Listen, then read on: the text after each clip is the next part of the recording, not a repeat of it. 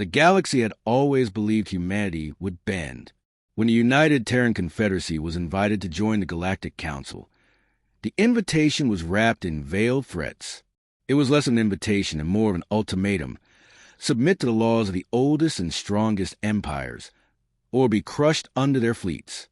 Humanity, scarred from centuries of internal wars but united at last, had responded with cautious diplomacy. They had traded, learned, and watched, and the galaxy had mistaken patience for weakness. The Zarkathi Dominion were the first to press harder than most. Their fleets patrolled Terran borders with intimidation disguised as security. Their merchants demanded tribute instead of trade. When the Terrans refused to bow, the Dominion escalated. Skirmishes broke out on the edges of human colonies. A freighter was seized, its crew enslaved. The Council ruled it a misunderstanding, and no punishment was given. Then the Dominion struck New Thessaly, a human colony world, barely 70 years old, burned under orbital bombardment. Over 500,000 civilians were killed in the first day. The Council's chambers filled with silence when news of New Thessaly reached Earth.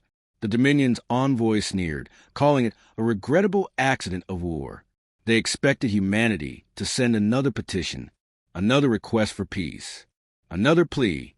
What they received instead was a transmission.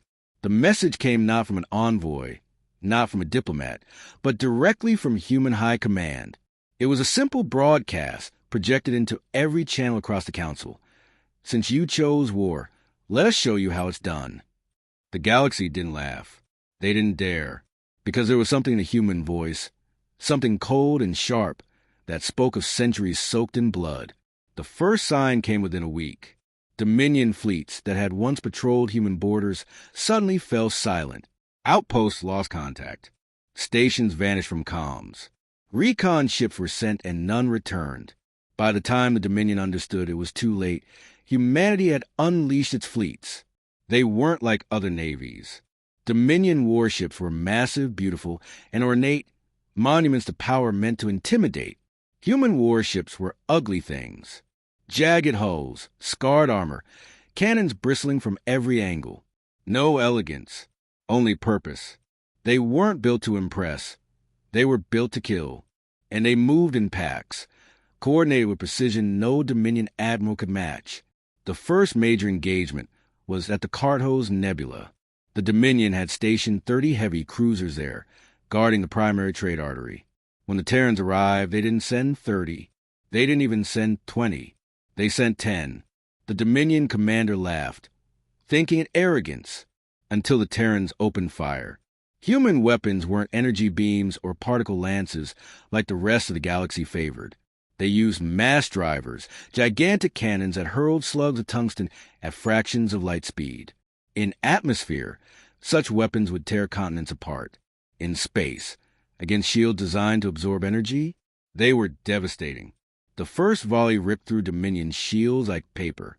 Ships that had stood invincible for centuries crumpled in seconds. By the time the Dominion recovered, half their fleet was gone. The rest fled, broadcasting frantic calls for reinforcements. The Terrans didn't chase. They didn't need to. They had made their point. News spread fast. The Council was horrified. For centuries, warfare in the galaxy had been ritualized. Clean, calculated, rarely decisive. Wars were fought to posture, not to annihilate. Humanity didn't play by those rules. On the Dominion's core worlds, panic bloomed. They poured fleets toward human space, determined to crush the upstart species once and for all. It didn't matter. The humans didn't fight like the rest of them. They hit supply lines, communication hubs, logistics depots. They raided fuel convoys, captured transport ships, sowed chaos in every Dominion sector. They made the war not about territory, but survival. The Dominion fleets, massive and slow, couldn't keep up. Everywhere they turned, humanity struck where they were weakest. And then the Terrans unleashed the weapon the galaxy hadn't known.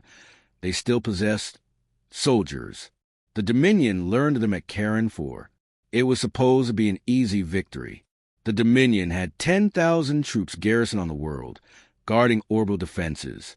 A single Terran dropship landed, deploying fewer than 200 Marines.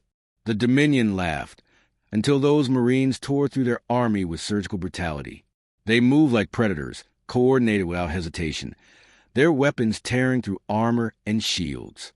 Entire Dominion companies fell in minutes. When reinforcements arrived 3 days later, they found Terran Force silent. Dominion banners had been torn down, replaced with a Terran eagle. The human Marines had left a single message burned into the governor's palace wall. War is our heritage. Within months, the Dominion was in retreat. The Council panicked, trying to negotiate peace, but the humans ignored them. They hadn't forgotten New Thessaly. They hadn't forgotten the civilians burned alive under Dominion fire. They weren't fighting for territory. They were fighting for justice. The final blow came the Battle of Jorah Prime, the Dominion capital. Every Dominion fleet had gathered, a wall of firepower unmatched in galactic history. Thousands of ships, bristling with weapons, awaited the Terrans. It didn't matter. Humanity came anyway. The battle raged for 3 days. Dominion admirals threw everything they had, but the humans never broke formation. Every move was calculated, every sacrifice deliberate. Dominion ships fell one by one, until the skies above their capital were choked with wreckage. And then the Terran flagship, Vanguard, descended into orbit. They didn't bombard the city. They didn't glass the planet. Instead, they broadcast once more across every frequency in the galaxy. This is human command.